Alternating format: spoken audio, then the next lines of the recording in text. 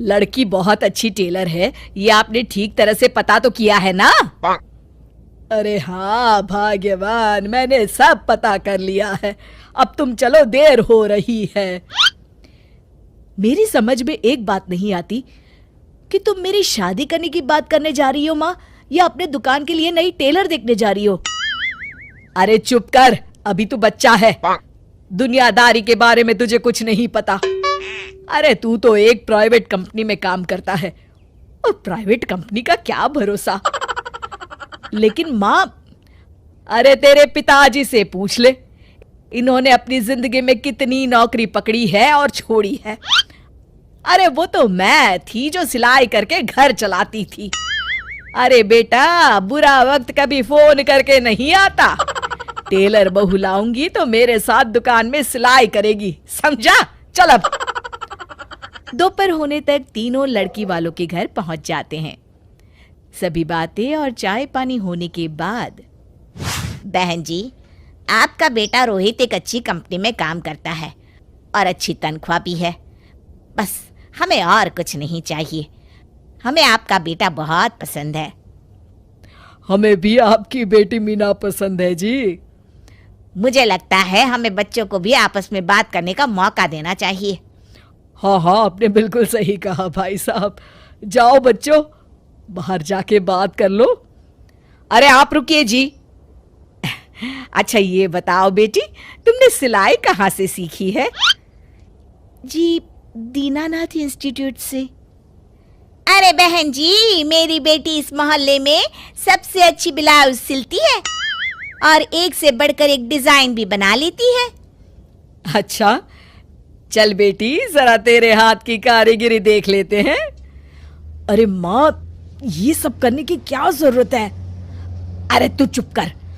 लोग ऐसे ही बड़ी बड़ी बातें करते हैं कि हमारी लड़की को तो सब आता है, बाद में असलियत सामने आती है। इसलिए मैं कोई गलती नहीं करना चाहती, तू चुप करके बैठ। मीना शांति देवी को 2-3 प्रकार की बढ़िया बढ़िया डिजाइनदार ब्लाउज बनाकर दिखाती है। ये देखिए, ये है प्रिंसेस कट। अरे वाह बेटी, मान गए तुझे। तू तो मुझसे भी अच्छा ब्लाउज सिल लेती है। चलिए बहन जी, हमें तो आपकी बेटी पसंद है। अब इसी बात पर मुंह मीठा कराइए। जी बिल्कुल। इस तरह रोहित और मीना की शादी हो जाती है। शादी के अगले दिन से मीना अपनी सास के साथ सारा दिन दुकान पर सिलाई करती रहती और अपने पति रोहित को जरा सा भी समय नहीं दे पाती थी। फिर एक दिन रोहित फोन करके मीना से कहता है, मीना, आज शाम को हम दोनों किसी अच्छे रेस्टोरेंट में खाना खाने चलेंगे। तुम तैयार रहना, मैं ठीक वक्त पर पहुंच जाऊंगा। ठीक है जी। शाम को रोहित जब घर आता है तो मीना सिलाई मशीन पर बैठी ब्लाउज सिल रही होती है। अरे ये क्या? मैंने तुमसे कहा तो था कि शाम को हमें रेस्टोरेंट में खाना खाने के लिए जाना है, और तुम हो कि सिलाई कर रही हो। हद हो गई। मुझे माफ कर दीजिए जी, क्या करूं, ये ब्लाउज मुझे कल अर्जेंट सील कर देनी है। सारा दिन तो तुम माँ के साथ दुकान पर सिलाई करती हो, अरे कम से कम शाम का वक्त तो मेरे लिए रखा करो। तभी वहां शांति देवी आ जाती है। अरे क्यों बहू को परेशान कर रहा है? कल ये तीनों ब्लाउज सुबह सिल कर देनी है। चल जा, अपना काम कर। रोहित चुपचाप वहां से चला जाता है। इस तरह अपनी सास के डर के मारे मीना चाहकर भी अपने पति के लिए वक्त नहीं बिता पाती थी। फिर एक दिन रोहित दोपहर को ऑफिस से घर आता है। उसके साथ उसकी कार में एक लड़की बैठी होती है।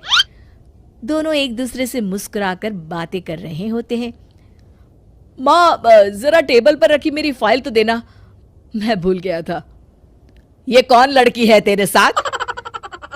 अरे माँ, ये तो मेरे साथ ऑफिस में काम करती है। इतना कहकर रोहित वहां से चला जाता है। उसी शाम, अरे क्या हुआ भाग्यवान, तुम्हारा चेहरा क्यों उतरा हुआ है? किस चिंता में डूबी हुई हो?